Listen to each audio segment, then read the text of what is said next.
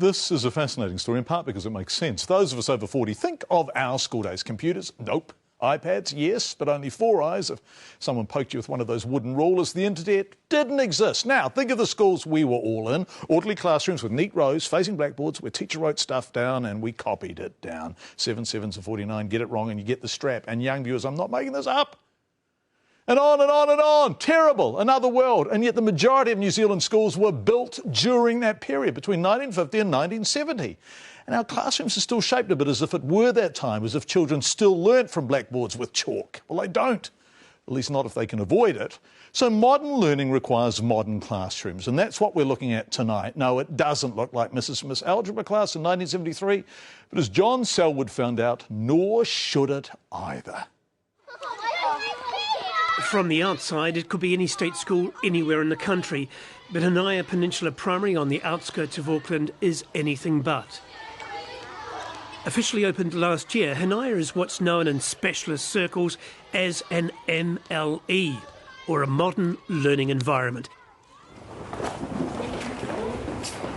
A mix of the latest in student-focused architectural design, new technology and collaborative teaching. Something you invent. Desks in the single classroom are out, comfort and shared spaces with multiple teachers are in. Here's your whistle-stop tour. So this is the main part of the studio. This is where all the teaching sessions happen. So all the teachers are sort of split up where the X4s are and the whiteboards. So guys, this is our independent workspace where you can see students by themselves working on their own learning. And the next room over here, we've got our collaborative learning space where groups of students work on their learning projects in small groups. So this is our creative space. This is where we do our art and science and technology. What you remember from your own classroom days with rows of children behind desks facing the teacher is now considered old school by many educationalists. More than half of you failed. Most of those who passed just got by. Nobody had 100%.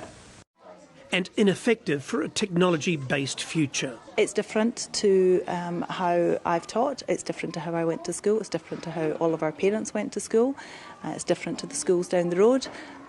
We are all teachers want the best for the students, we all want them to achieve and to become successful, and we believe that the way that we're challenging our students to be self-managing learners, to personalise the learning, to know the how and the what, as well as the why, is the better way.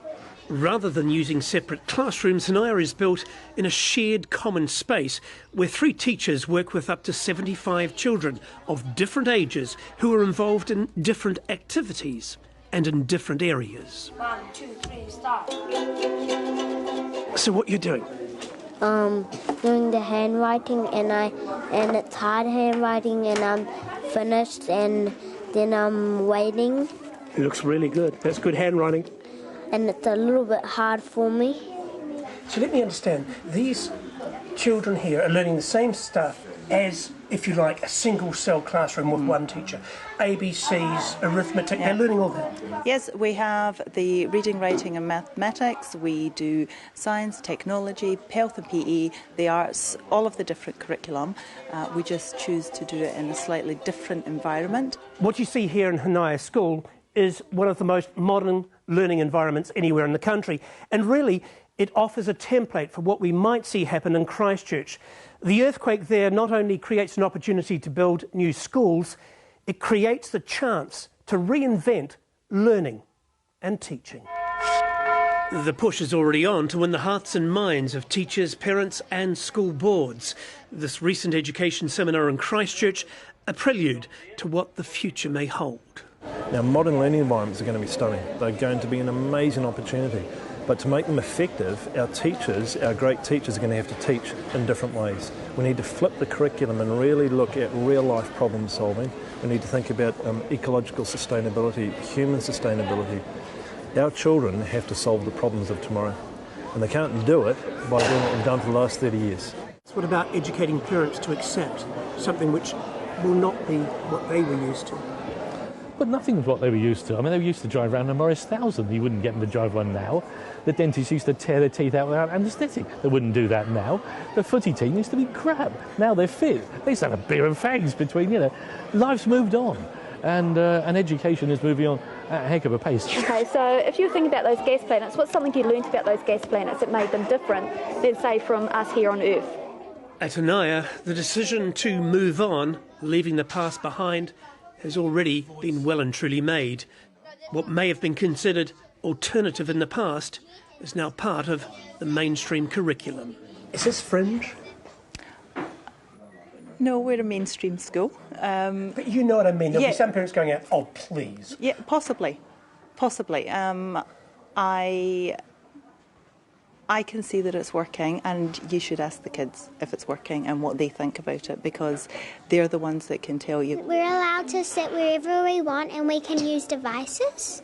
And what do you mean devices?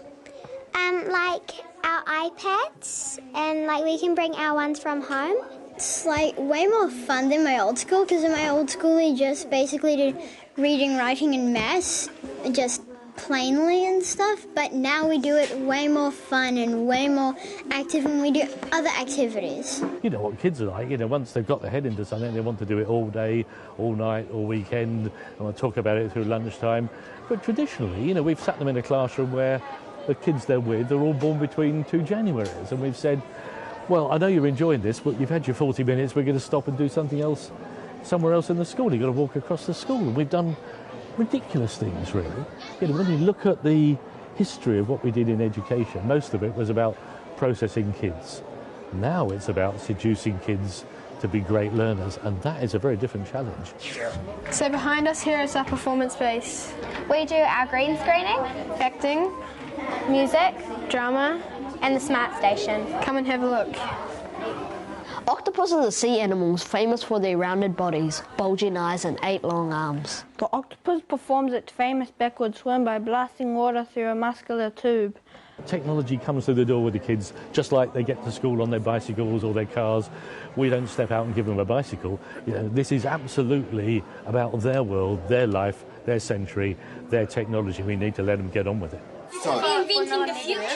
do you have any examples? A brave new future, challenging the traditional concepts of classroom teaching. The question now is, will parents and teachers embrace what the pupils seem to be learning to enjoy?